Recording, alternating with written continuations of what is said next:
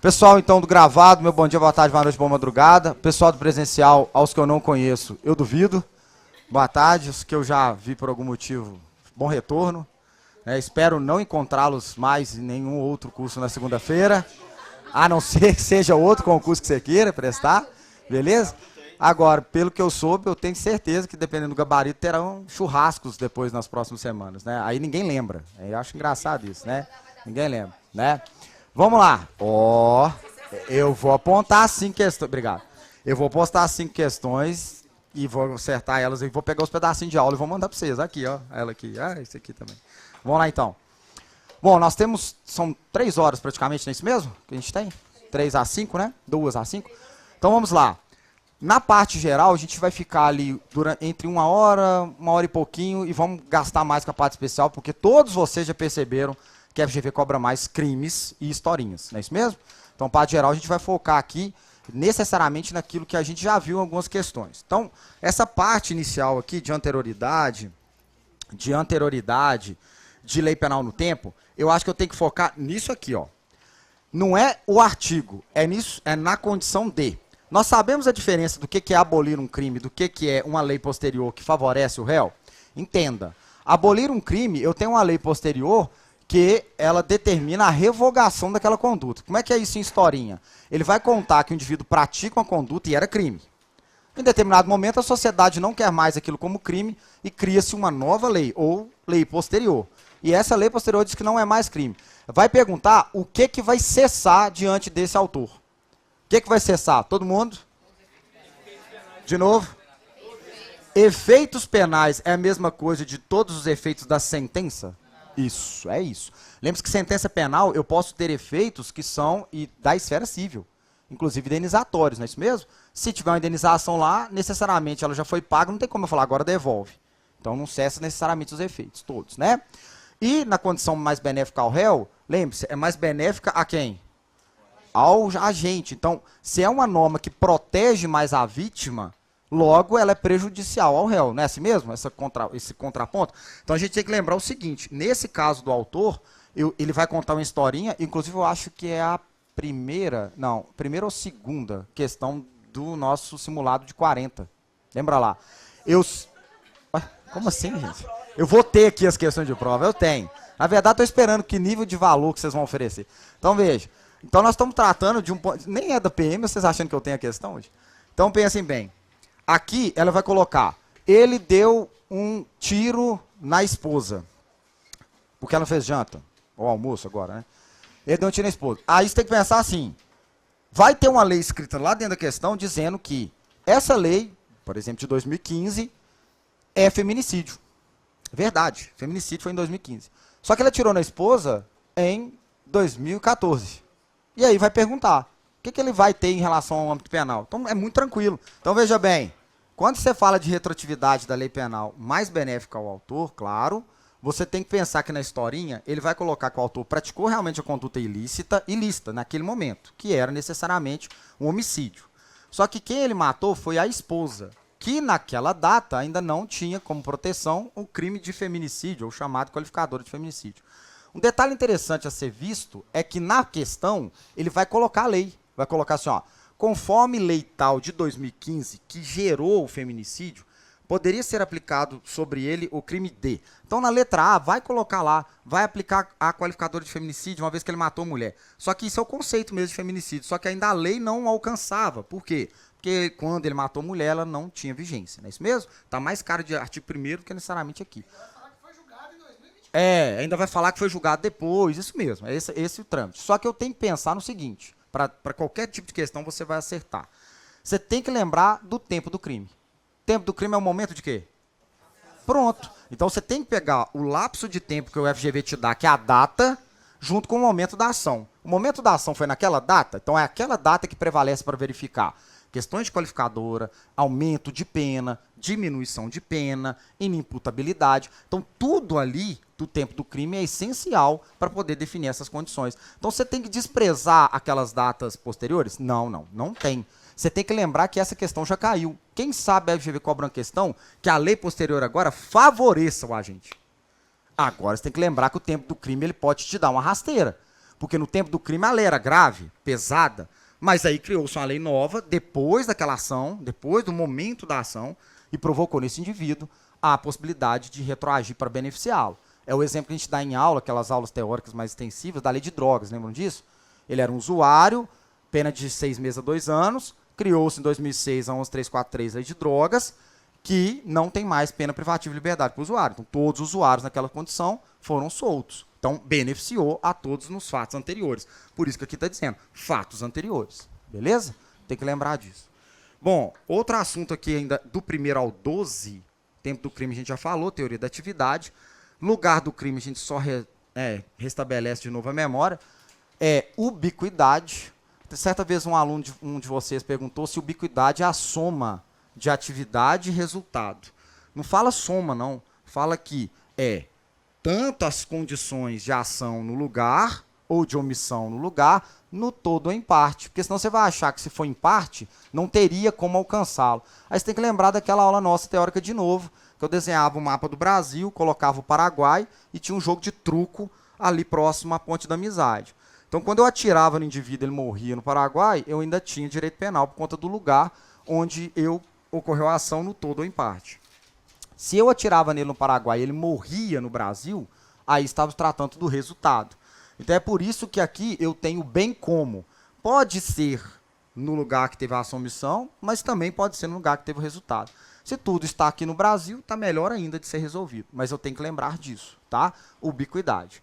Aí, eu também tenho que lembrar que no meio dessa história, e o FGV gosta de história, tem territorialidade.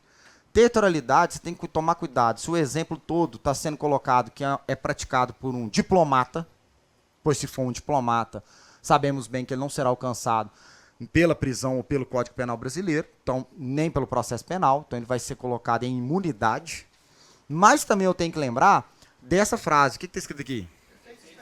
Então, para os efeitos penais, eu tenho que lembrar que as historinhas da FGV vão colocar alguém da comitiva do presidente da República num avião público praticando um crime dentro do avião.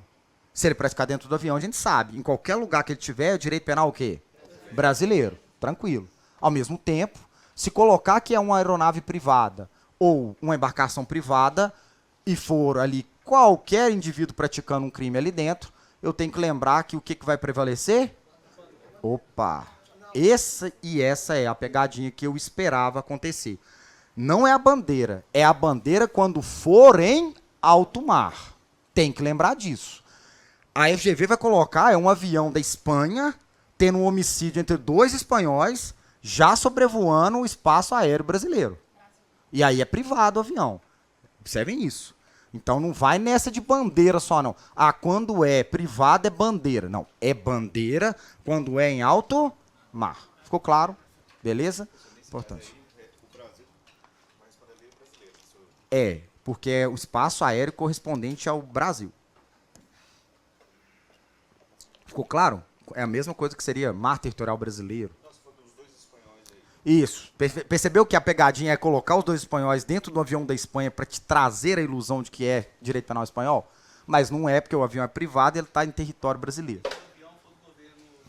Isso, reciprocidade.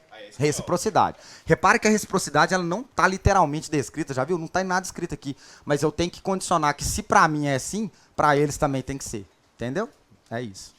Bom, então, fechado mais essa possibilidade, na extraterritorialidade é muito mais simples e fácil lembrarmos. A historinha vai contar que houve um crime contra a liberdade ou contra a vida do presidente da República.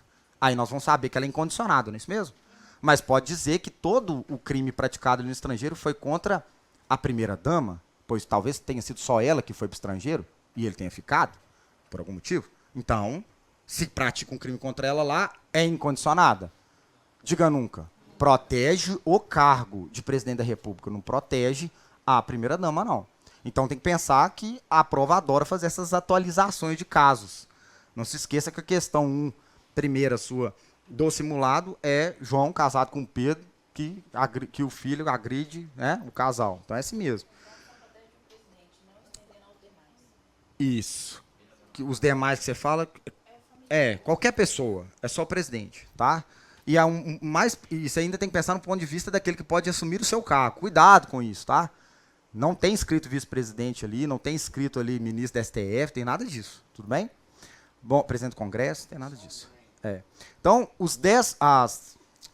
as alíneas, né, do A a D são incondicionadas.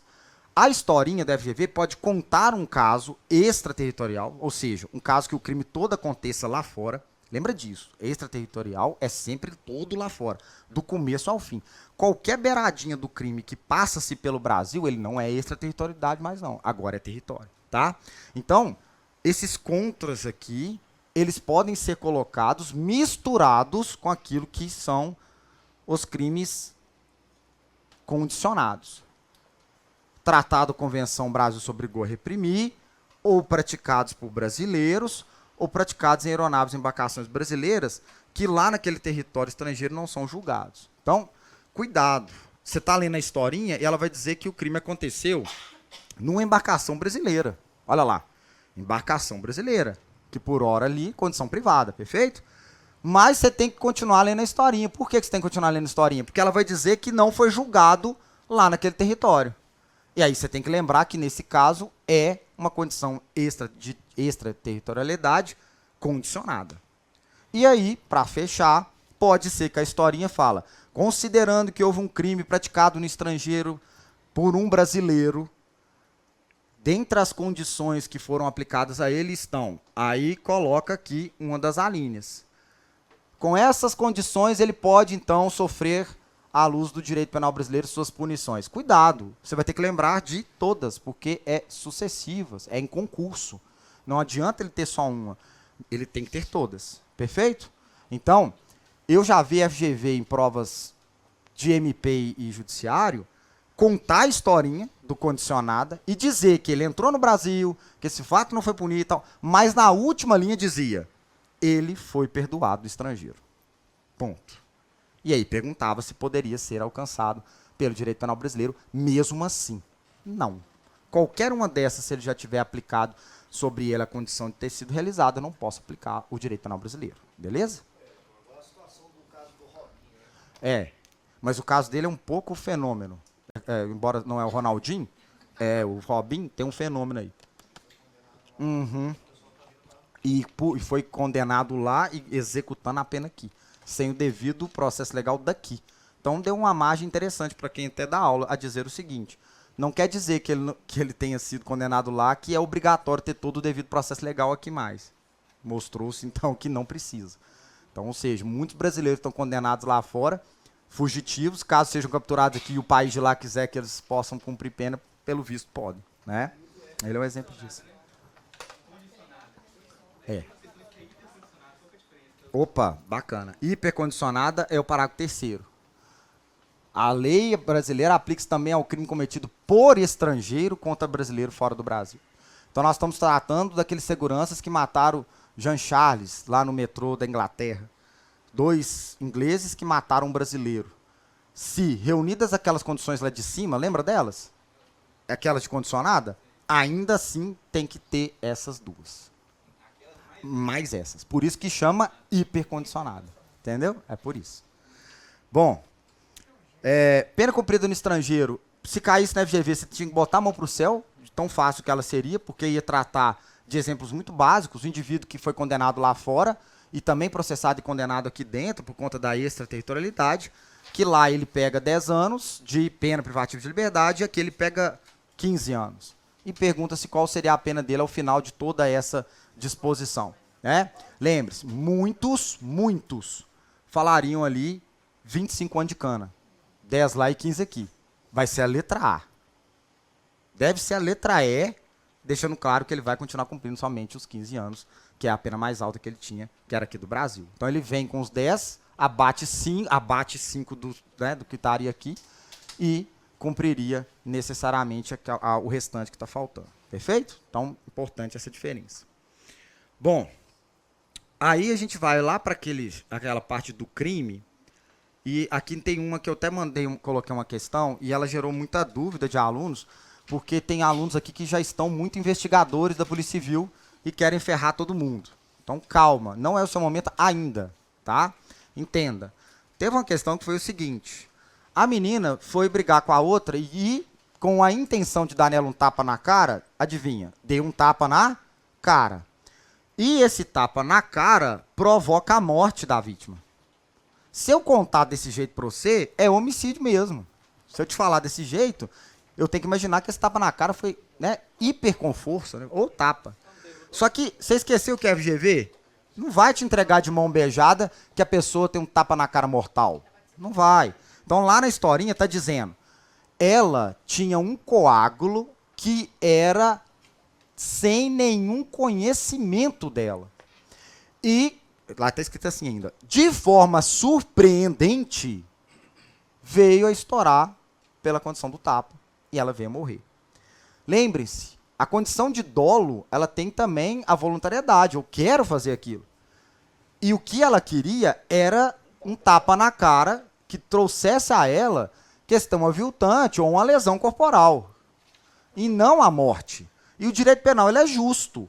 Se você não tem conhecimento que o tapa na cara pode promover o além daquilo que você busca, e quando eu falo conhecimento é previsibilidade, você não pode ser punido por aquilo. Então entenda, é a mesma dinâmica de qualquer ato que, por mais que ele seja superveniente, mas você não tem conhecimento dessa condição, ou não tem previsibilidade. Então repare, quando eu dou um tapa na cara de uma pessoa que anda com a placa assim, tem um coágulo na cabeça do lado direito, e ó, tá vendo que você já consegue assimilar que o dolo acompanha? Agora olha só pra você ver, mesmo que eu disser que o indivíduo queria dar um tapa na cara, ele assumiu o risco de acertar o coágulo? Dolo eventual, que chama isso, não é? Iria para homicídio da mesma forma. Agora olha a diferença. Um coágulo que você não conhece, não sabe, a vítima não sabe, ninguém sabe, surpreendentemente, a faz morrer. E eu não posso te punir pelo aquele resultado de homicídio. Então, não brigue com a prova. Lembre-se que o direito penal é justo. Ele vai de acordo com a intenção que você buscou e previsibilidade do resultado. Por isso que lesões corporais seguidas de morte têm pena grave. Porque todos nós sabemos que você quer empurrar a pessoa. Mas todos nós sabemos que empurrar ela perto da escada é previsível que ela caia e quebre toda. Ainda mais se for uma escada desse jeito, dessa altura aqui, quebra toda. Então, eu tenho que ter essa previsibilidade aplicada à justiça. Bom, o que mais cobra, e eu coloquei questões assim também, é a superveniência. Por quê? Porque ela quer trazer para você nos exemplos de prova de que essa causa relativamente independente, ela não vai atribuir nenhuma punição ao indivíduo se ele não tiver vínculo com o resultado. Por isso que ele está presente no código. E a única concausa que está presente no código é esse. Porque ela te traz um dúbio de ideia mesmo. Você está tendo um indivíduo que mata a pessoa e que outra pessoa socorre para o hospital. Só que no caminho vai acontecer outra causa. E essa outra causa gerou resultado por si só. Então, o capotamento desse carro socorrendo, você não tem intervenção nele. Até não é nem previsível. Ninguém atira em alguém falando assim, tomara que essa pessoa não morra com o meu tiro, eu quero que ela morra de capotamento quando for levá-la para o hospital. Ninguém pensa assim. Então, necessariamente, aquilo não tem nenhuma punição a se dar. Só que eu tenho que lembrar até onde ele praticou. Até onde ele praticou, ele deu tiro nela. Então eu tenho que trazer isso para o direito penal na justiça. Olha, ela estava viva até onde você deu os tiros. Então, pelo menos, a sua intenção até então eu tenho que provocar. Qual que era a intenção dele? Opa, então homicídio o quê? Tentado. Beleza? Então é bem simples. Eu não estou vendo a FGV mais trocar relativamente por absolutamente esses sentidos. Eu não estou. Mas caso tenha trocado, cuidado, calma, porque pode estar uma historinha que ela seja absolutamente independente, não relativamente. Né? O indivíduo vai matar o outro, chega lá, ele não percebe que ele já estava morto e continua atirando nele. Ele já está morto. Então, absolutamente independente, tá? Vai se colocar o outro. Bom, e a omissão penalmente relevante, eu acho interessante, porque a FGV gosta dela também, da gente falar, que é exatamente em qual sentido. Eu tenho que lembrar das 3 possibilidades de garantidor. É muito comum acharmos que todo mundo é garantidor, porque a FGV tenta trazer isso para você. Um exemplo de questão que eu trouxe foi do surfista, lembra dela? Sim. O surfista, ainda, a questão é tão sacana que ela diz que o surfista tem habilidade, né? Habilidade e tal, no mar. E aí, coloca-se o que lá para não trazer ele como garantidor?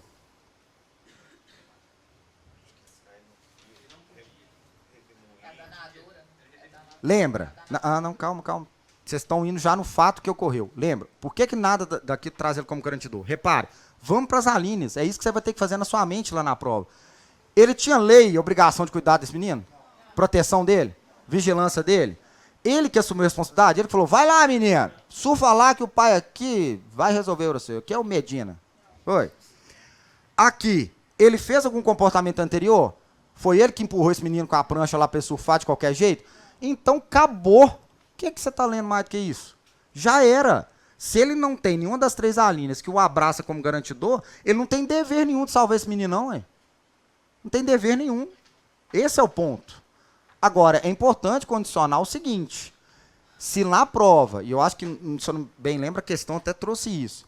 Se havia possibilidade dele socorrer, olha a diferença. Princípio da humanidade, bem jurídico e proteção humanitária, que é o crime de omissão de socorro, aí é diferente. Ele tinha condição de socorrer? Dizia isso na questão? E ele não? Aí é diferente. Aí é um crime omisso. Aí qualquer um de nós poderíamos. Perfeito? Então tá lá o menino afogando e você, na sua condição de habilidoso nadador, inclusive instrutor de natação, tem os meios necessários para poder salvá-lo e não salva. Calma. A sua análise vai ser de omissão de socorro e não necessariamente de garantidor, por você saber. Senão, todos aqueles que fossem peritos em determinada ação que fosse perigosa ou arriscada, ele não poderia estar próximo de ninguém. Porque se a pessoa estiver correndo um risco, ele teria que ter a obrigação e o dever de poder salvar. Não necessariamente.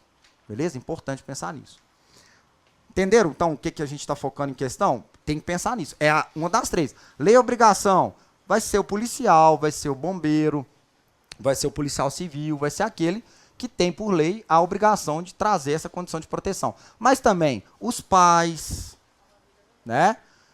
Não, salva-vida não. Então, não. Então, o que acontece? Porque salva-vida não é servidor público, não é nada. Tem que ser... Não, professor também não. Não, professor não. Ah.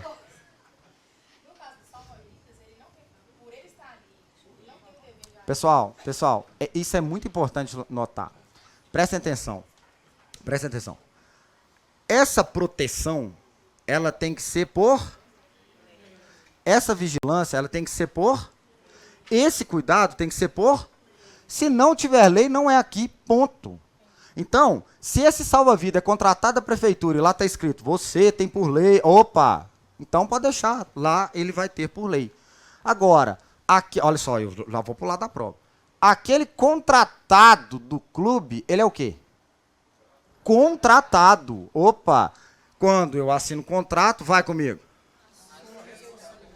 Então, não é uma outra vez que você vai estar no clube e o gerente do clube, diretor, responsável do clube vai chamar o salva-vida. Ó, fizemos um contrato, você não estava aqui em cima da cadeira, não. Você tem o contrato de assumir da responsabilidade.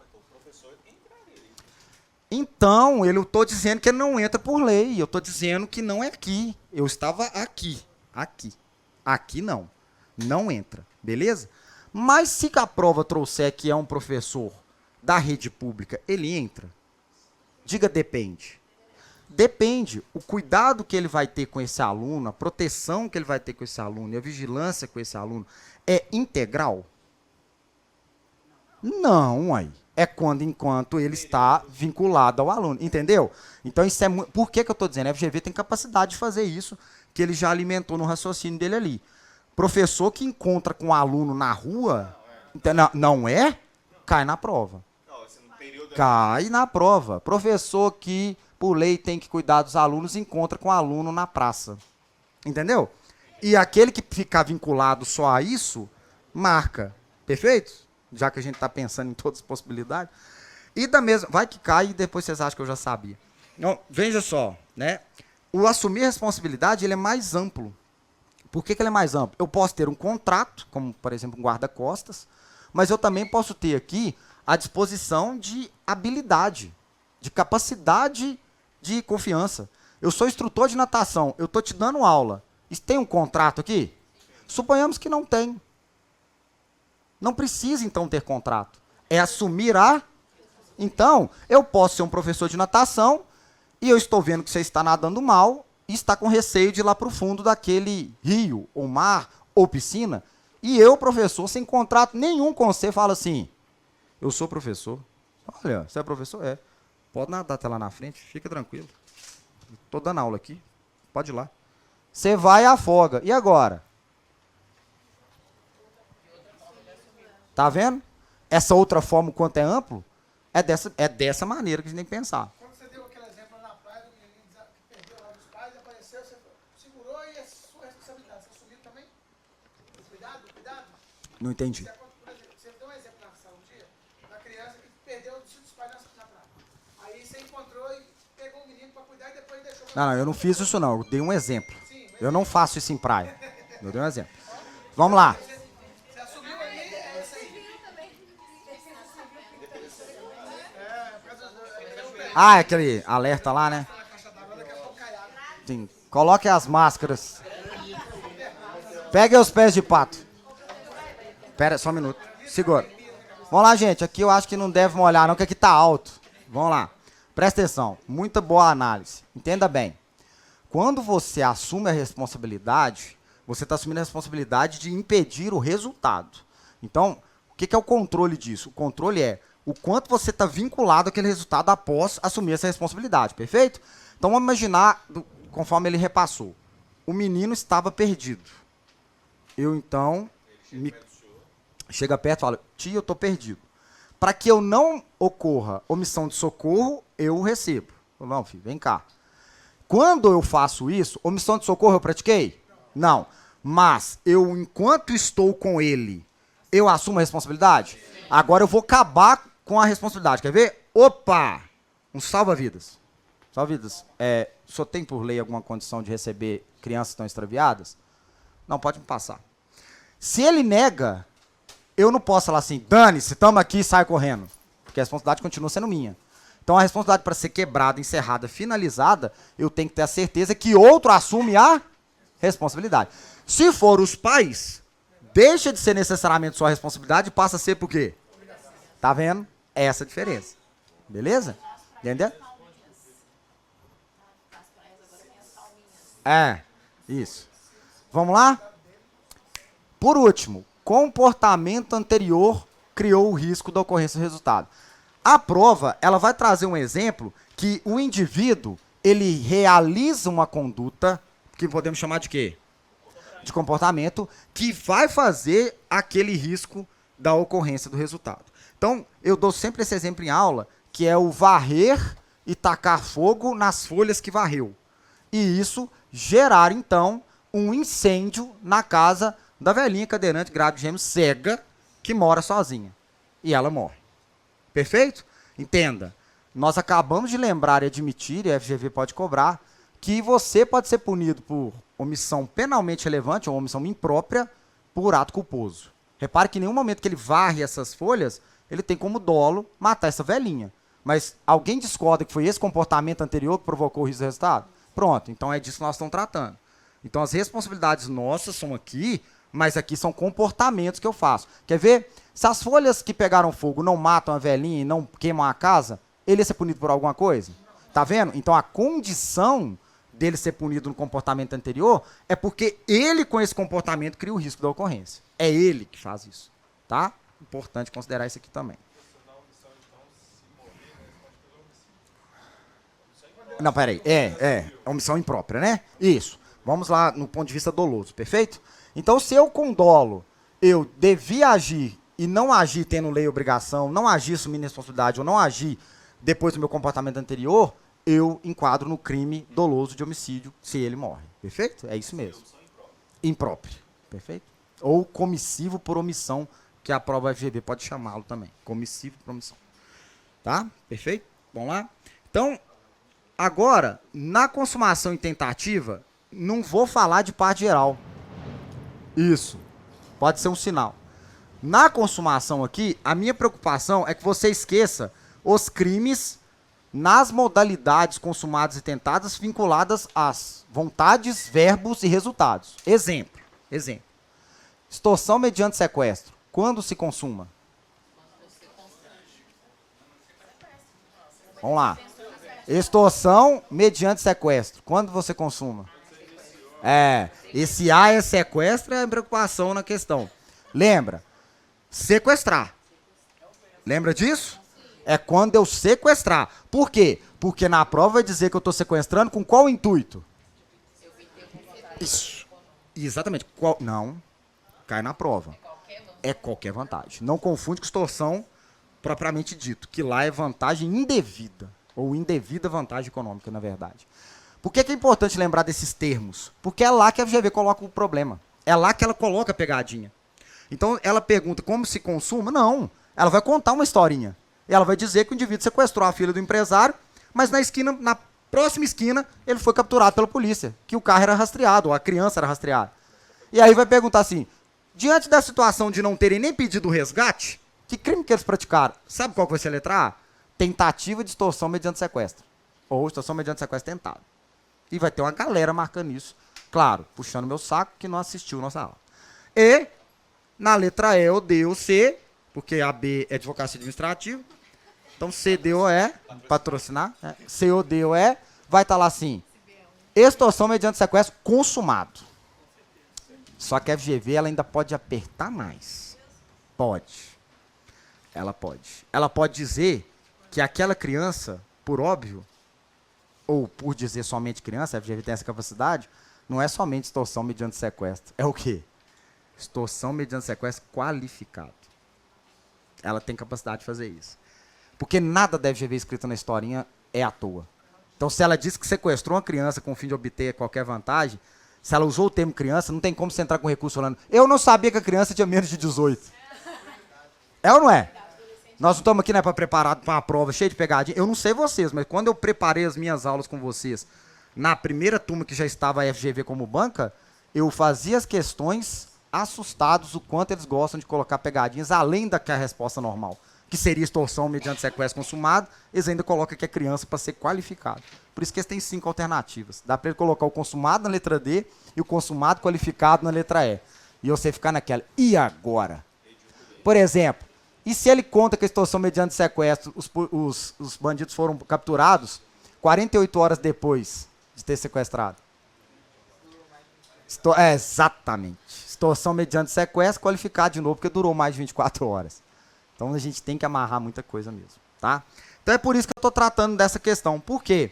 Porque quando eu falo disso, eu tenho que lembrar que as condições tentadas ou tentativas, elas se colocam por circunstâncias alheias à vontade, não é isso mesmo? Sim ou não? Mas alheias à vontade tem que se expressar que, desde o momento que ele é interrompido, ele permanece com a vontade de consumar, só não se consuma porque é uma circunstância alheia. Tranquilo? Eu estou repetindo isso tanto porque vocês viram pelas 40 questões que foram pegas muitas em anos variados, que desistência voluntária, arrependimento eficaz e arrependimento posterior cai toda hora na prova. É importante demais. Que tráfico é esse? Como assim? Estão tomando os remédios aqui agora? Vamos lá. Veja. Passando o tempo por baixo da cadeira. Mão na cabeça. Então, vamos lá. Repare. Por que eu vou falar dos 3 juntos? Para a gente não confundir. Diga nunca. Nunca, e principalmente na prova, sobre tentativa e desistência voluntária e arrependimento eficaz. Então, veja bem. E as questões que eu coloquei na FGV não são fáceis, não. São questões boas mesmo. Se você estiver acertando de cara aquilo ali, você está bem. Se estiver errando de cara, você está de cara. Então, cuidado. Então, veja só. Quando você fala de desistência voluntária e arrependimento eficaz, ache na questão o caminho do crime. Ou intercrimes, o que você quiser chamar. Por quê? Porque é ele que vai determinar se nós estamos tratando de uma execução que ainda faltava prosseguir ou de um arrependimento, porque não tem mais nada a ser feito. Então, observem isso. Se eu tenho daqui até aqui para dizer que eu pratiquei tudo que eu queria, observem, qualquer situação que ocorrer aqui e eu, no meio desse caminho, lembre-se da palavra, desistir, eu estou em desistência voluntária. Mas a pegadinha FGV não está aqui, porque isso aqui fica óbvio. Olha só, eu quero te matar com 10 tiros. No 5º disparo, eu começo a lembrar de você e nossa família e desisto. Não fica óbvio? Óbvio. Então não vai ser assim. Vai dizer necessariamente que você queria atirar 10 vezes. E você atirou 10 vezes. Você fez tudo que você queria.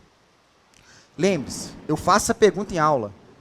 Quando você faz tudo que você queria, automaticamente consumou o crime?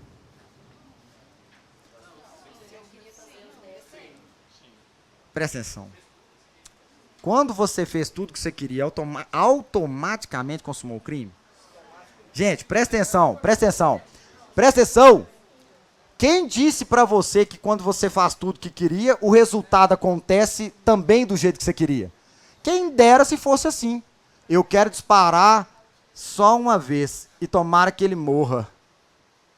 Disparei uma vez, claro que ele vai morrer. É? Então por que com um disparo você já ficou na dúvida e com 10 você... Não, é com certeza, consumou. E se ele errar os 10? Ele não fez tudo que ele queria, não? Fez, ele errou os 10. Circunstância alheia à vontade. Não aconteceu o que ele queria como resultado. Mas o que ele queria executar, ele fez. Então observe. Se eu quero matar ela porque não faz janta e disparo 10 vezes... Não, almoço nós não vamos mudar esse exemplo. Almoço não é mais importante que janta. Lembre-se disso. Lógico que não. Alimentação noturna masculina. É a capacidade de gerar energia para o próximo dia. Tem que pensar nisso. Né? Almoço é só para dar sono. Vamos lá. Se eu disparo 10 vezes e encerro o 10º disparo, quer dizer que ela morreu? Eu posso garantir que ela morreu? Então ainda dá tempo de eu arrepender se ela não tiver morrido? Esse é o ponto. Nós já tivemos FGV que socorreu, vai dar arrependimento, levou para o hospital, ela morreu no hospital. Que crime é esse? Consumado. Então, você entendeu que aquilo, tudo que ele fez é inútil? O inútil não é eficaz, não é assim mesmo que a gente fala? Inútil não é eficaz. Exato, é isso mesmo. Inútil não é eficaz. Tem que lembrar disso. Então, não é porque ele faz um monte de atos para tentar salvá-la que ele tem que ter uma moral de ser inocentado ou isenção de pena. Não tem que fazer isso, né? Porque já está lagando nessa altura aqui, não. Ah. Vamos lá. Perfeito até aí? Uai, mas vocês estão olhando ali na preocupação? Vocês estão achando que vocês não vão dar conta de sair daqui para fazer a prova? É?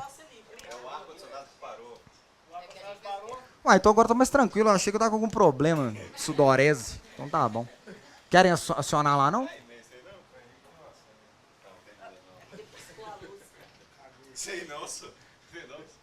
Uai, investigador é esse? Pô. Então por que você falou que era esse, cacete? É, que tenente... Ué. Então, tenente, né? Administrador de ar-condicionado, ué. Ó, acho que agora estragou mesmo. Agora estragou. Tô brincando, voltou. Tá fraco? Força! Vai! Vamos! É, mas não tava na opção de... Tava na opção de ar-condicionado aqui, não. Agora tá. Vocês querem 24 graus mesmo? Vocês não acham pouco, não? Tá 24. É. Vamos botar 16. Calma. Gente, democracia não existe em sala, não. Bom.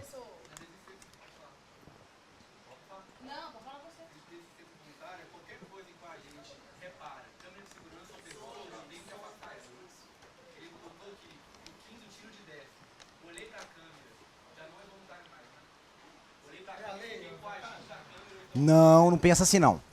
Pensa assim, não. Aí essa pode ser a pegadinha. Observe o que ele falou. Ele falou se tem uma influência externa, se isso automaticamente mudaria minha vontade, né? Não, a prova tem que te falar. Entendeu o que eu tô te falando? Se a FGV falar assim, ó, ele olhou pra câmera e parou. E parou. Esse parar, ele tem uma voluntariedade no meio dessa historinha. Entendeu? Vou te dar um exemplo. Vou te dar um exemplo. O medo de olhar, quando ele olhou para a câmera, ele sentiu medo. Sentiu medo e parou. Agora, o que ele tem que fazer depois disso? Desistir. Como é que ele vai fazer isso na prática? Socorrer. Isso mesmo. Entendeu? A FGV, como é que ela faz pra você não entrar com recurso? Porque se ele só parar e ir embora, o que temos aqui? É o tanto que ele queria fazer. Ah, não, tá bom. Tem uma câmera ali, tá bom. Já fiz o que eu tinha que fazer. Mas ele não faz nenhum ato para que isso, assim, reduza a desistência. Na prática, vai dar ruim. Então, na FGV, ele vai socorrer. Olha, parou, viu a câmera, parou. Mas ele socorreu. Ele levou embora. Chamou, acionou... Ah, teve um que falou, acionou o SAMU. Ele nem ficou, mas ele acionou o SAMU. Olha pra você ver que coisa. Ele era o autor e acionou o SAMU. Perfeito? Aí deu desistência. Ué. Ele... Não é uma demonstração tácita que você quer que aquilo aconteça? Porque você não está fazendo nada para que aquilo não mais aconteça. Não é uma forma de mudança de vontade? Então, se é mudança de vontade, você não pode querer mais que aconteça. Entendeu?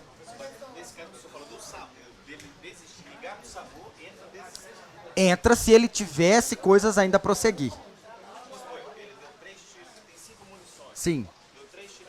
Sim.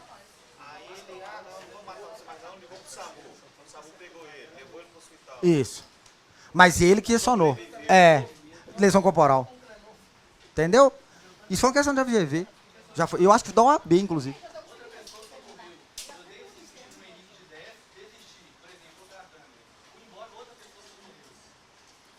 Então, o seu desistir ainda não trouxe voluntariedade, entendeu? Não trouxe mudança de vontade. Porque outra pessoa está socorrendo que necessariamente você não tinha ela como previsível. Era previsível? Tá vendo? Perfeito? Espera aí que agora... Uma questão dessa que ele perguntar se isso influenciou ou não. Lá na questão, falava assim que o agente estava agindo, assassinando uma pessoa. Só que aí, ele viu alguma coisa que ele teve que parar. Ontem, eu vou colocar uma viatura de polícia. Ele foi lá e parou. Eu já vi uma questão da FGV falando que não era voluntário, era involuntário, porque ele queria agir, mas ele foi impedido por circunstâncias externas. Tentativa. Pode ser Tentativa. involuntário. Não, é porque quando é involuntária, continua tentativa. Não, eu tô te perguntando se esse termo involuntário, ele aceita ou tem que ser voluntariamente. Se a desistência é voluntária. Entendo. Se é involuntária, é tentativa. Ela tem que ser voluntária. É tentativa se for involuntária. A resposta correta dessa questão que você falou é tentativa. Involuntário, você quer continuar com a vontade, ou não? Entendeu?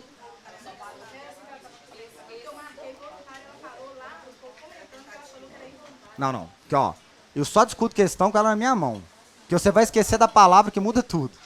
Teve uma questão que me entregaram lá falando que era lesão corporal e o indivíduo tinha morrido. Eu falei, não, mas pode ser lesão seguida de morte. Não, lá falava que ele morreu. Quando eu pego a questão, adivinha. Lesão corporal seguida de morte. Fala assim, desistência voluntária. Tecnicamente, ele teria que ter uma voluntariedade. Sim. Aí aconteceu alguma coisa Que tornou-se involuntária. Isso.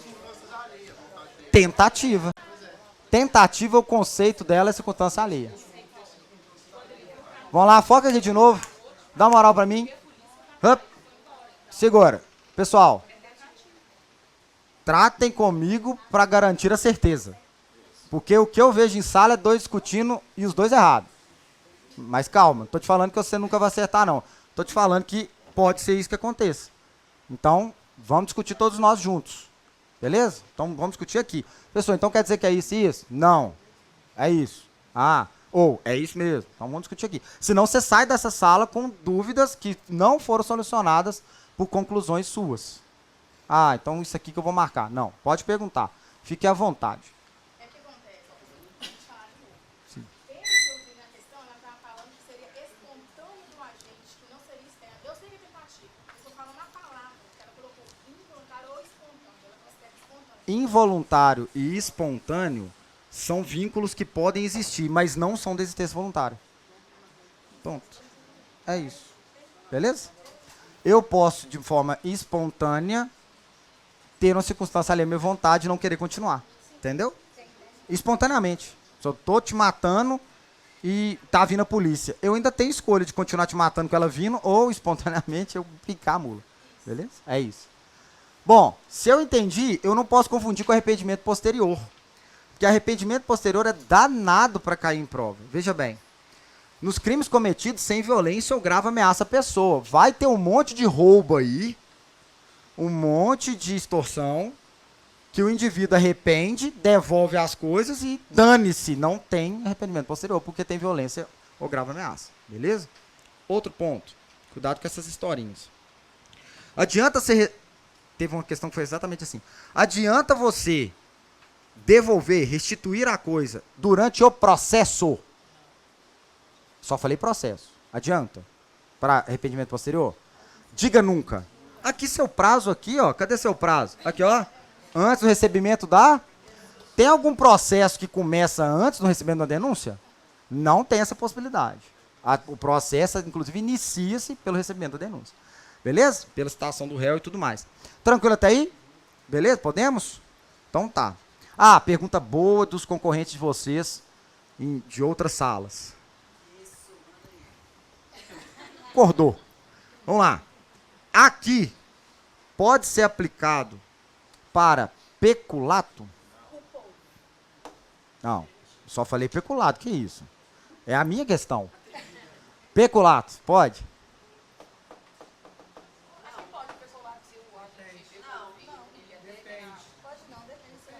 Por favor. Depende. Peculato culposo, Peculato culposo, a restituição do bem não é o arrependimento posterior, é extinção de pena. A lei não é extinção de pena, ele reduz pena. Opa, e aí? Não. Não. Não. Não. Não. Não. Não. Não. Não. Não. Entendo. A minha pergunta é: tem como aplicar essa figura, esse artigo, isso aqui, essa redução em crime de peculato? É isso que eu perguntei. Qual? Que situação? Quando, Ah. por exemplo, E. eu sou péssima para dar exemplo, mas assim, Ah. eu trabalho com ela, nós somos agentes. E eu furto ela. Aí o produto dela não me interessa. Não é devolvido. Isso não é se você está mandando ameaça. Eu sei. Aí, ó, a Graça sabe explicar. Você tá lá, aí outro rouba, o terceiro rouba e você foi omisso. Não, a Graça. Não, esse é o Tá acontecendo com vocês algo muito comum quando tá chegando a véspera de prova. Vocês estão com tanta informação na cabeça que vocês estão criando coisas extremamente, sabe, fenômenos. Então, vamos lá, chegou minha hora, vai lá. Presta atenção, presta atenção, presta atenção. Só aplica arrependimento posterior se for, lê aqui pra mim. E peculato doloso. Só isso. Porque no peculato culposo, eu não consigo aplicar isso aqui, porque lá eu já tenho as condições quando se restituir a coisa. Porque lá as condições de restituir a coisa se dão. Se for antes da sentença, extingue. Se for depois, metade. Então entenda, aquilo não é um arrependimento posterior. Aquilo chama escusa absolutória ou relativamente de escusa. Ou seja, ou extingue quando é antes da sentença, ou metade depois da sentença. Aqui não. Aqui é ato o quê? A questão da FGV de 2022, observe, não a diretora que pega o computador e leva para a filha, ela leva dolosa ou culposamente? Dolosa. A questão dizia que, presta atenção, que o supervisor estava cobrando onde estava o computador. Ela correu em casa e buscou o computador. Pergunto, e lá perguntou, vai ser peculato com arrependimento posterior? Não. Era a letra A. É isso que eu estou falando. Exato, é só por isso. Entenda, é isso aqui que fez toda a diferença. Então nós temos que lembrar disso. Não existe peculato de uso. Não é respeito ao peculato, não. Então, Não, essa é do arrependimento posterior. O filho furta um celular, aí chega em casa, a mãe manda ele devolver. Só quando ele chega em casa, a polícia vai lá. tá começando a ficar muito subjetivo. Mas aí, não. Entende que a prova ela não vai te trazer essa Não, dúvida? eu quero saber o seguinte, quando a polícia chega na casa do rapaz lá, a mãe dele manda ele, não, entrei, não. Então, você está sendo subjetivo. Eu tenho que saber se esse indivíduo, depois da mãe mandar, voluntariamente concordou com ela. Concordou com ela? Sim. Concordou? Então, ele só deu o azar de topar exatamente na hora que a polícia chegou. Você vai acreditar nisso, polícia? Se você acreditar, na questão é ato voluntário, tá aqui. Se você não acreditar, é prisão consumado necessariamente. Mas vai continuar tendo isso aqui? Depende, eu tenho que provar que foi ato voluntário. Tá? Porque do jeito que você for contar, tem ainda uma palavrinha que está faltando na FGV. Qual? Voluntariamente estava indo entregar o celular e depara com a polícia na porta de casa. Opa, aí dá aqui. Daria pro cara do ato voluntário. Beleza? Professor, discordou. Aqui não, é porque teve uma questão que a gente até fez, mas não entra vinculado não, mas não vou tomar medicação nenhuma, tá? Deixa eu falar. Ó, Precisa de algo pra falar. consciência pesada, né, bicho? É porque na questão falava o seguinte, o cara tinha acabado de cometer o furto, e aí a vítima correu atrás dele, ele jogou o celular no quintal da casa, e a mãe pegou o celular e escondeu. Eu fiquei em dúvida nessa questão pelo seguinte, a mãe vai responder pelo quê? Receptação se ela tivesse certeza que o celular é de roubo. Ela sabia que era de roubo. Receptação. Ocultar. Olha os verbos, lembra? Estava na questão. Lembra os verbos? Opa, calma. Então, falava que ele viu, Calma. ela viu que ele estava Calma. passando por uma situação. Calma. Falava alguma coisa Então, calma. Calma. Por isso que eu gosto de questão na minha mão. Então, o direcionamento da questão não era esse, se a resposta era favorecimento real. O direcionamento não era que ela era quem iria pegar para ocultar, para vender. Não, não era. Não, ela pegou, por exemplo, possivelmente, isso que eu ia falar, possivelmente na questão dizer assim, ó, considerando que a mãe favorecia ele para ajudá-lo, opa, favorecimento, porque inclusive deve se perguntar se a mãe será punida. Sim, real. Ela será punida? Real. Ó, na condição de apoio do crime, agora, e o outro favorecimento? Ó, por quê? Lê, como é que chama? Favorecimento o quê? Ó, viu? Pessoal. Aí o CAD tá todo protegido, porque o CAD é pessoal. Agora, do crime não, porque o crime não está no meio da conduta. Então, você está no meio da conduta. Então, nós já resolvemos ela. Não, mas aqui, não é desse jeito que ela Ah, não é não? Aqui não é o ideal, tá, gente? Eu posso até olhar depois. Tá. Não, pode ficar com ela ali, pra você olhar. É muito remédio. Vamos lá. Tá entendendo? Senão a gente vai ficar só misturando a teoria com o exercício. Mas eu olho, tá? Falo, tranquilo. Então vamos lá. Tentativa. FGV é tentar trazer uma tentativa absoluta que, na verdade, é relativa. FGV faz isso. Então, cuidado com armas que estão sem munição, que são absolutas, por óbvio. E cuidado com armas que têm uma munição, mas o percussor quebra e o indivíduo necessariamente foi no momento que acionou o gatilho. Essa questão foi de 2017. Muito boa pro sinal. O indivíduo pega a arma com a intenção de matar, ele vai até a casa do indivíduo, o chama, ele vai para a porta. Ele pega a arma e puxa o gatilho. Quando ele puxa o gatilho, no primeiro momento que esse percussor vai bater na munição, ele quebra e não consegue acionar aquela munição então pretendida. O que é isso?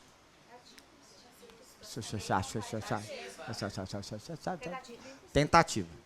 Tentativa. Por quê? Por quê? Foi porque o percussor estava quebrado ou porque na execução ele quebrou? Tentativa. Entendeu? Então, que o ato de execução inicia? Ele inicia. É só o azar dele que quebrou no momento que ele já puxou o gatilho. Ficou claro? Ou o quê? A mesma coisa quanto máscara, mas aí você tem que lembrar o seguinte, que aí eu joguei a responsabilidade do não acontecimento de circunstância ali à vontade, não mais pro percussor. Para quem? Para munição. Beleza? Aí eu pergunto, necessariamente, todos têm que lembrar disso. Se você tiver dúvida se é crime impossível ou não, joga aquela teoria que a gente criou e inventou em sala, teoria do infinito. Se daqui 10 anos, se ele continuasse fazendo aquela mesma coisa que ele fazia, ele poderia matá-lo? Essa é a disposição. Perfeito? Então entenda isso. Por quê? Porque se não for o exemplo de um início de execução, você tem que lembrar que pode ter um crime antecedente.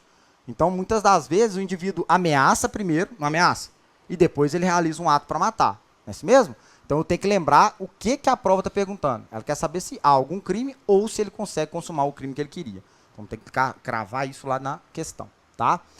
Outra situação que a FGV já perguntou é o que é meio e o que é objeto. Lembre-se, toda vez que eu quero ir a um resultado, o resultado codinome objeto. Todas as vezes que eu dependo de um meio para alcançar o resultado, é aquela condição a qual chamaremos de meio, de forma, de disposição de conduta. Então, o que você fez para ela acontecer? Isso era eficaz? Era um meio eficaz? Não, não era. A relativo absoluto. Esse é o ponto. Perfeito? Bom, doloso e culposo, FGV gosta muito de dolo eventual e culpa consciente. Então lembrem-se, dolo eventual é o dane-se, é o foda-se mesmo, só que eu tenho que lembrar que na prática, lá na condição que a FGV vai colocar, ela vai tentar te dar a rasteira de que você não assumiu o risco. Então você tem que tomar muito cuidado com isso.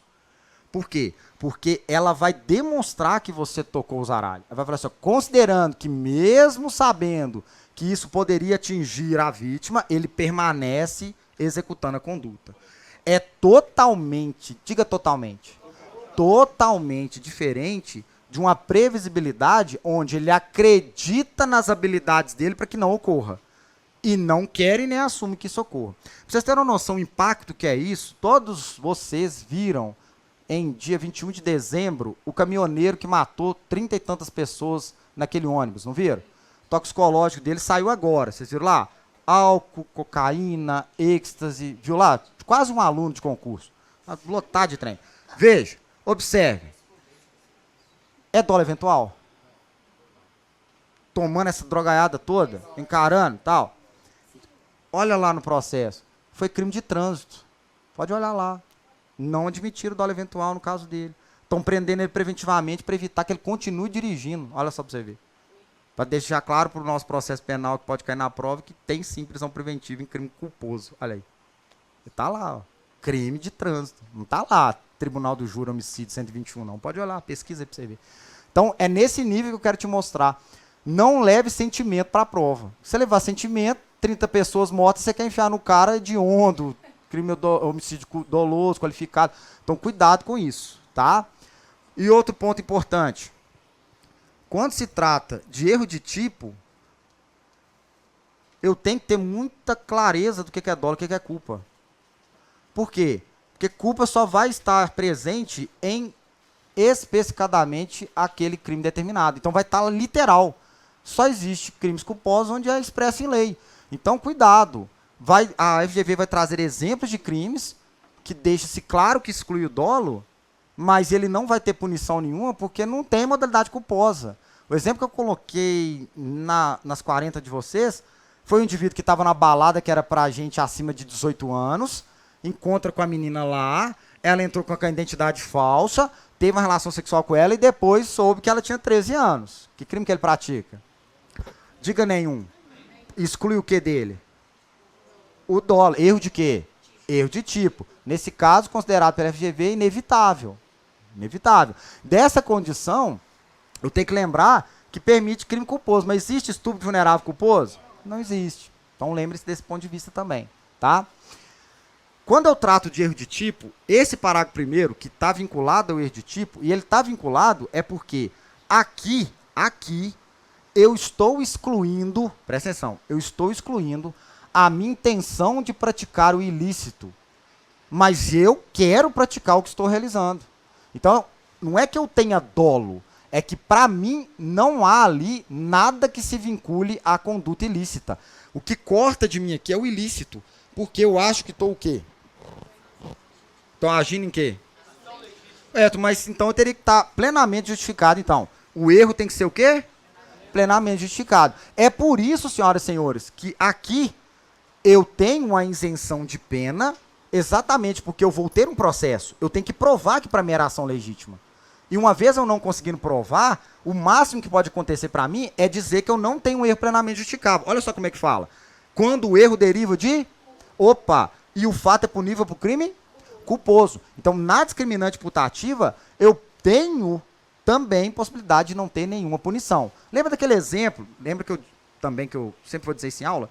Todas as excludentes de licitude podem ser putativas. Verdadeiro ou falso? Eu falo isso em aula muito. Tipo, quase um ventilador. Todas as excludentes de licitude podem ser putativas? Diga com certeza. Com certeza. Então, eu dou exemplo de todas. Principalmente a turma que já teve aula comigo teórica desde 1992, eu falo desses exemplos. Legítima defesa putativa, lembra do caso lá do cabo do Rio de Janeiro, que atirou, achou que era uma submetralhadora e era uma furadeira. Estado de necessidade putativa, lembra o exemplo que eu falo do cara que sai traumatizado de fogo em locais confinados e acha que vai pegar fogo no cinema? Lembra desse exemplo? Sim ou não? Onde é possível? Achava ele tão legal. O cara morava lá em Santa Maria, na Boate Kiss, e sobreviveu. Aí ele veio para Belo Horizonte, arrumou uma namorada aqui, a namorada chamou para ir no cinema. Qual que era o filme? Tempo de Chamas. Aí ele chega lá no filme, tá lá assistindo, aí começa a ter uma fumaça grande na porta, ele acha que tá acontecendo de novo, arrasta ela, começa a pisotear todo mundo, pisoteia até aquela mulher cadeirante, grávida de gêmeos, cega, que tava vendo o filme, não sei, já ouvi no filme. Tá. Quando ele pisoteou muita gente, ele matou algumas pessoas ali, diga que pode ser. Lesionou outras. Mas na cabeça dele era para se salvar de um perigo atual que ele não criou, não pode, entenderam? Não tem iminente estado de necessidade. Vamos lá. Lembrou até aí? Beleza? Quando ele abre a porta, eram adolescentes fumando narguilé. Lembra disso? Perfeito? Estrito cumprimento dever legal. Lembra do exemplo? Você e outro policial civil patrulhando a cidade pequena e começa a escutar gritos de uma mulher dentro da casa. Ah, socorro, eu vou morrer, eu não aguento. Eu não vou aguentar, meu Deus, é demais pra mim. Quando você chuta lá a casa e entra no quarto, uma relação sexual selvagem. Tá fazendo tipo um canguru perneta lá com o cara. Repara, isso é estrito cumprimento do dever? Legal, putativo, na sua cabeça. O que você tem que fazer? Visto, se eu explico lá fora. Lembra desse caso? E o vizinho fala assim, ó, todo dia acontece isso, até quando ele não tá aqui. Não é assim? Então, repara. Ele vai, que era plenamente justificável? Era. Se a prova disser que não é, o que adianta? Tem crime culposo para visualizar ato sexual? Não? Tem crime culposo por relação ao domicílio? Então, também não seria punido. Entendeu onde eu quero chegar com a FGV? Você também não seria punido se não fosse plenamente justificável. Você poderia ter, naquela situação de gritaria, tudo falando, tá tudo bem, ei! Ah, meu Deus! Mesmo assim, poderia entrar, né? Bom, igual o aluno falou assim, vai que ele fala assim, vem também. Aí, eu pensei, nada a ver. Então, Esse erro de tipo permissivo? Permissivo, exatamente. E você tem que pensar o seguinte, aqui por que é? Pensa na palavra. Ele está te permitindo agir. Porque na sua cabeça você pode agir. Perfeito? Quando eu falo da condição de erro de proibição, lembrando que na FGV, se você pensar só nisso, nos termos, pode ser que você erre ainda. Você tem que pensar na historinha. Porque é a historinha que vai te trazer esses elementos. Se é um excludente dentro da condição de putativa, se é um excludente de licitude. Por exemplo, teve uma questão da FGV que ela não cobrou erro. Ela cobrou se era putativo ou não. Entenderam o ponto de vista? Então você tem que tomar cuidado com isso. Por quê? O que ela fez? Ela fez uma situação que necessariamente não acontece, que é previsibilidade de estado de necessidade. Isso não existe. Eu vou pular um muro atirando porque pode ter um cachorro. Isso é estado de necessidade? Não é. O perigo tem que ser o quê? Atual. Então eu não posso prever perigo. O perigo tem que ser atual. Entenderam o ponto de vista? Tem que ser atual. Erro determinado por terceiro. A única questão da FGV que eu me recordo bem é o do médico, que eu sempre conto em sala. O médico não gostava do paciente e prescreveu para a enfermeira ministrar uma substância que ele já sabia que ele morreria com essa substância. Então, o que trouxe a FGV de uma maneira muito clara? Ela perguntou se a enfermeira poderia ser punida nessa condição. Diga nunca. Porque o desconhecimento do que ministrar é condicionado ao que foi prescrito. Beleza? Então entenda isso. Determinado por terceiro. Está escrito aqui, ó. O que está escrito aqui? Responde pelo crime terceiro que determina o erro. Então, ele determina o erro. Então é essa disposição que vai proporcionar a que só ele seja punido. Quando se fala de erro sobre a pessoa, um alerta que eu vou colocar. Começamos 2? Né? E pouco. A gente vai até 3,5. 3,5. Depois a gente permanece na parte especial, que é muito mais importante do ponto de vista de questões. Erro sobre a pessoa, eu tenho que não confundir com erro sobre execução. Então, quando se traz a condição daquilo que eu coloco como erro de pessoa, eu confundo pessoas. Então, eu quero atirar em A, é A que eu quero matar, mas tem aqui próximo dele B, C, D, e eu estou aqui, eu sou E. Observe. Para mim, é autor. O A é esse indivíduo aqui. Ó. Então, quando disparo nele, tudo que eu faço, todo dolo que eu faço, é na minha mente com a intenção de acertar quem? A. Então, eu carrego sobre a minha punição como se toda minha ação tivesse sido praticado contra quem? A. Mas entenda por que chama erro sobre a pessoa. Quer ver? Por isso que chama erro. Aqui, ó. Vou te falar agora. Você é o autor. Ó. Se eu te contar antes de você atirar, que você está quase atirando em B e não em A, você continua atirando em B? Tá vendo? É por isso que é erro sobre a pessoa. Você confunde. Mas você vai ter que ser punido como se A tivesse morrido. Olha o erro na execução. Olha o erro na execução. O erro na execução, eu quero acertar A. Mas tem B aqui, ó. E eu sou o C. Eu quero acertar A. Tô mirando em A. Tô em condição de A. Mas eu dou uma gatilhada total na minha pistola que a munição vem para B. Quem não sabe o que é engatilhado, no curso da Cadepol você vai saber o que eu tô falando. Você vai acertar o alvo do seu companheiro. Querendo acertar o seu. Vai falar assim com o instrutor, por que eu não tô acertando o meu? Ele vai falar assim, ó, quando você puxa o gatilho, você tá fazendo assim, ó. Chama-se medo. Então entenda. Medo do disparo. Então entenda. Ele errou. Mas ele errou sabendo que esse era A? Sim ou com certeza? Errou e acertou B. Aplica-se a mesma situação do erro sobre a pessoa. Aplica-se a mesma situação. Eu não disse que é a mesma situação. Eu falei que aplica a mesma situação. Beleza? É a mesma coisa que falam, né? Da forma de tiro de bala perdida. Se P é maior de 60. Não tem nada a ver com bala perdida. Tá, eu e o Cris, você quer atirar em mim. Mas Então não é perdida. Eu queria acertar no C. não, então, mas esse acerta o Cris. Então, não é perdida. Eu queria acertar no C. Bala perdida é um traficante no meio da laje dando tiro a esmo, comemorando mais uma vez o gol do Atlético. Eu não queria matar ninguém, não. Perfeito? Só tirar. Aí o Cris tava abrindo o portão enquanto eu tava passando na rua e ele abre o portão, chega a cara lá de curioso e está atirando. Ela não é perdida. Ela foi achada. Foi achada. É, inclusive foi até achado. Inclusive foi achado. É. Vamos lá. Erro sobre licitude, também chamado de erro de proibição. Para a nossa FGV, você vai vincular ela com dois sentidos. Primeiro, desconhecimento da lei é o quê? Inexcusável, ela é indesculpável. Eu não posso alegar isso como condições de ter realizado aquela conduta. Só que eu tenho que lembrar o seguinte, uma coisa é eu conhecer a lei porque eu pertenço à sociedade a qual ela se impõe, outra coisa é eu errar na interpretação do ilícito. Então aqui, eu conheço a lei, eu só não conheço se aquilo que eu estou fazendo é errado perante aquela lei. Então, eu não interpretei. Por que os exemplos eles se colocam naquilo que necessariamente o indivíduo demonstra que interpretou errado? Porque na FGV ele vai contar que ele sabia que era droga. Ele sabia que aquele produto poderia ser de receptação. Só que ele interpreta que aquilo não é ilícito. Ó, eu comprei do terceiro indivíduo que tem esse produto crime na mão, eu achei que quando chegasse em mim, isso não seria mais receptação. Entenda, ele sabe que é receptação, mas ele interpretou que na revenda daquele produto, eu já poderia comprar e não ser ilícito. Droga, ele anda com a droga, está com a droga e considera que aquela quantidade que ele está não é ilícito. Então, isso não é você que tem que discutir, não. É a FGV que vai te contar. Considerando que ele acreditava que aquela quantidade era lícita, então pronto.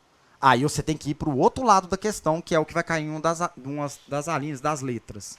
Repare, enquanto no erro de tipo exclui dolo e pune culpa, se previsto, quando se trata de discriminante putativa, isenta de pena ou pode punir se for culposo, não é assim mesmo? Quando eu vou para o erro de proibição, eu te dou uma moral quando ela é inevitável. Eu te isento de pena.